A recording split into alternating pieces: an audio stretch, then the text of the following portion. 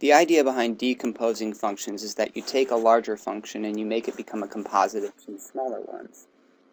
Take, for instance, h of x is equal to the square root of 1 over x squared plus 1.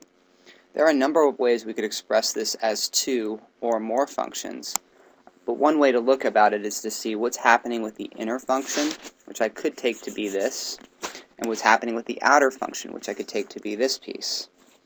If we take the yellow highlight as the inner function, I could call that g of x and say g of x is equal to 1 over x squared plus 1. Then I could call the outer function,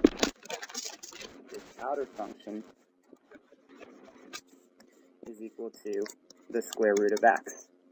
This way, if I were to take f of g of x, I would actually have the original function back again, 1 over x squared plus 1. Additionally, I could do this a different way. I could take the inner function to be only part of this. Maybe I'll take the inner function to be this. So we could say g of x is equal to x squared plus 1. Then my outer function would have to be what else is being done to get the final. Meaning, if I took this and replaced it with just an x, then we have an idea of what the outer function is, the square root of 1 over x.